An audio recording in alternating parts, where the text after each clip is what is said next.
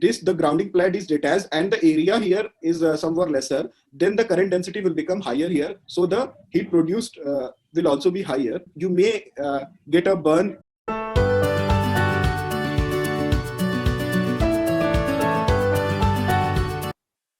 So now coming to electrosurgery. So basically, what is difference between electrocautery and electrosurgery? Electrocautery means the patient or part of the patient or the part of the tissue will not be a part of the electrical circuit. It means that you are heating something with the electrical energy and transferring that heat to the patient's body. So direct currents are usually used in electrocautery, while in electrosurgery, the patient or the part of the patient or part of the tissue will be part of the electrical circuit, and it usually uses alternating current. So electrosurgery is used to cut, coagulate, dissect, fulgurate, ablate with high frequency, that is radio frequency electrical current. So this is the slide showing frequency spectrum. Usually the household plant has 60 hertz, and the electrosurgical equipments have around 200 kilohertz to 3.3 megahertz. Since it's an electrosurgery, there may be question in the mind of novice surgeon, then why there is no electrical stimulation to muscle and nerve during the surgery if the patient is a part of the electrical circuit?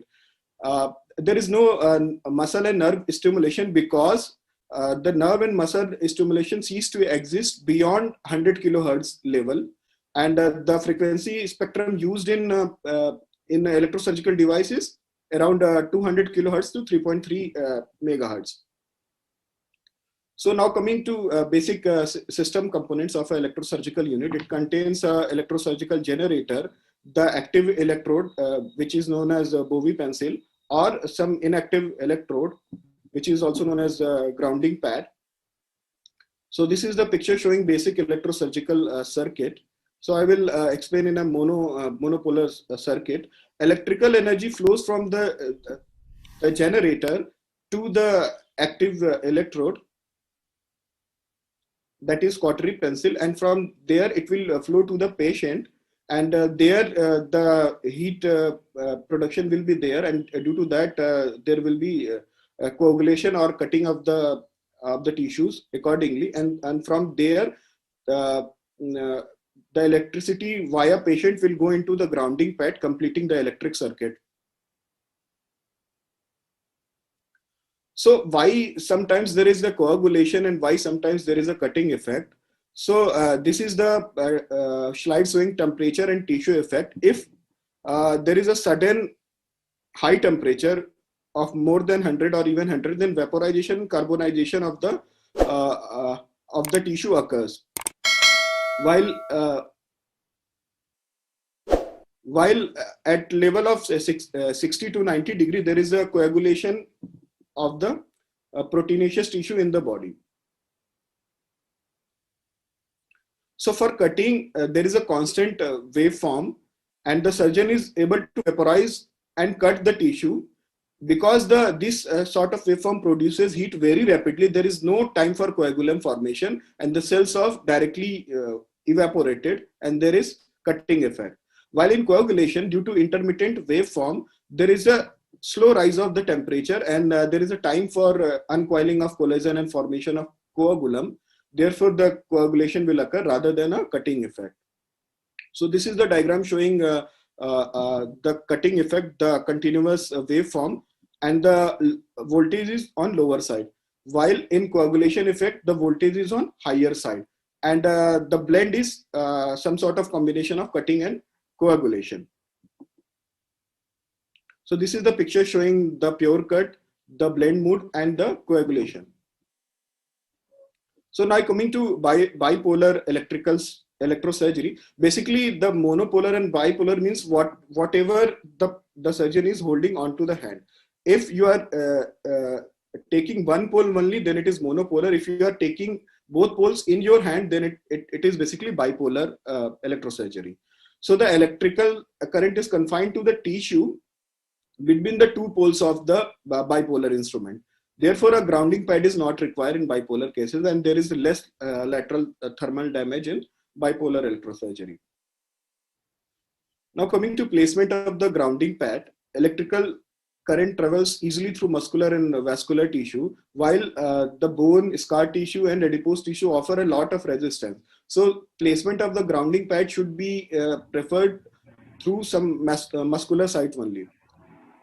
Surface area impedance can be compromised by excessive hair, adipose tissue, bony prominences, fluid invasion, adhesive failure. So these kind of things should be also avoided while placing the grounding pad.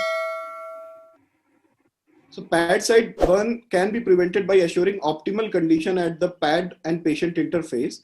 So usually at the level of cutting, here there is high current concentration. And because the area of the pad is higher, so there the current concentration is lower and there is no burn at all. So now coming to basics of physics in electrosurgery, there is a concept of current density that says that the current density is the amount of current flowing through a cross-sectional area, that is I by A square. So heat produced will be actually directly proportional to the current density produced as well as the time. So you should be intermittently activating the instrument rather than continuously activating the instrument. So as to reduce the heat production. So this current density can be, the concept can be applied here if by some mistake, the grounding pad is detached and the area here is somewhat lesser, then the current density will become higher here. So the heat produced will also be higher. And if the heat is applied for too long, then also the heat produced may be higher. And if the power setting is too high, then also the heat produced may be higher. And you may get a burn of this sort. So this is due to improper grounding, and this is due to electrode not completely adherent. So now applying this concept of energy density in some other practices also, like say if you are operating a gallbladder and if you find a band which is wide towards the gallbladder but narrow towards the duodenum side, and the senior surgeons know that we have to take a small bit of the tissue, because it is the current density which determine whether there will be a cutting effect or coagulation effect. So this is the fact that you can produce a coagulation effect with the cutting current and coagulation and a cutting effect with the coagulation effect, depending on how much of the tissue you are holding. So if a novice surgeon is holding whole of the band in the energy instrument, then the current density will be lower here because the area is higher. While so the burn produced will be lesser. While at the duodenal side, since the area is very low, the current density will become higher and the burn produced will be higher, and there may be inadvertent duodenal damage. So now coming to concept of return electrode monitoring, which is also known as AEM, active electrode monitoring. Basically, it's a system that continuously monitors the heat built up under the grounding pad. So if the system detects excess heat built up, it will shut down the excessive current and prevent further patient injury. So there are some complications related to electrosurgery. The three notables are direct coupling, insulation failure, and capacitive coupling. So direct coupling is basically as if you are coagulating something in the open surgery. You catch hold with the artery forceps and then you attach the electrosurgery instrument to this. So similarly, if you are working with some instrument and then accidental touching with the electrosurgery equipment, then there may be damage to the tissue. This is known as direct coupling effect. So if there is insulation failure in the Teflon sheet of the instrument, and if there is some leakage of current here, then there may be damage. So this phenomena is known as insulation failure. So basically you are working here, and because there is a damage in the Teflon sheet, there will be injury to some alternate site. Now coming to concept of capacitive coupling, basically it was seen in earlier era when a hybrid cannula was seen. So this is the plastic cannula outside and a metal cannula system inside. If you are using a hybrid cannula system, so basically let me go towards the basic of physics. What is a capacitor? Capacitor is a two conductor placed by a non-conductor thing. So if we are using the instrument which have a conductor, and there is a Teflon sheet which is actually a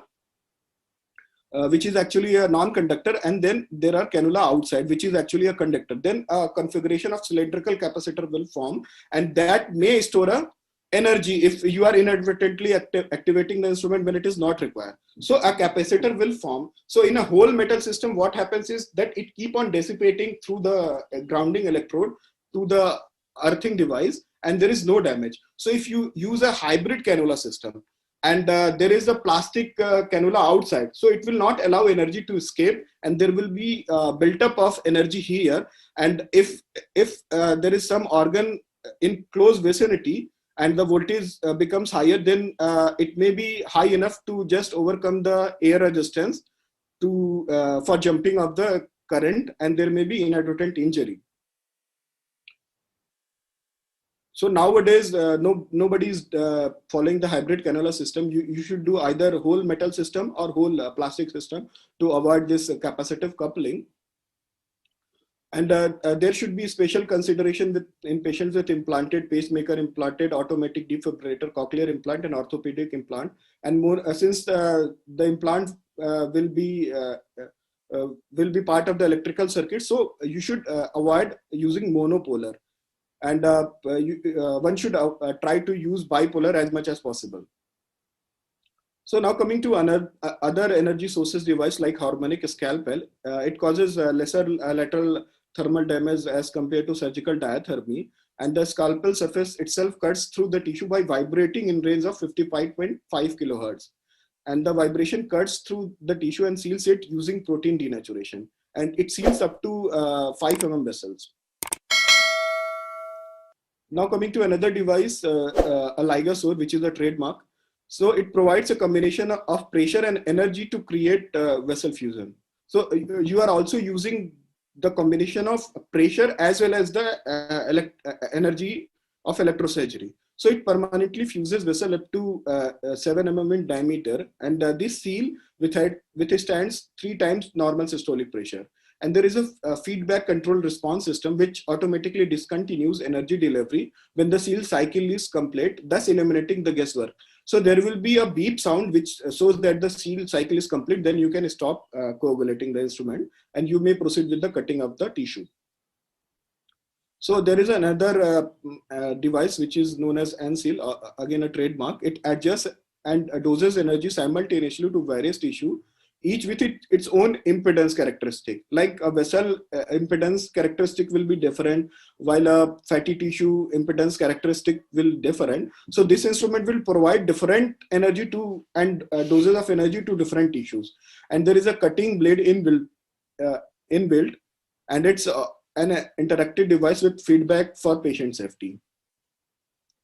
So now coming to another energy device, organ enhanced electrosurgery, which is also known as organ beam coagulator, which combines organ gas with electrical energy to increase the effectiveness of the electrosurgical current. Basically, the ionized organ gas completes the electrical circuit, so it will just charge the surface tissue. It is usually used in hepatic surgery, so it will just cause surface coagulation and will not cause a deep coagulation.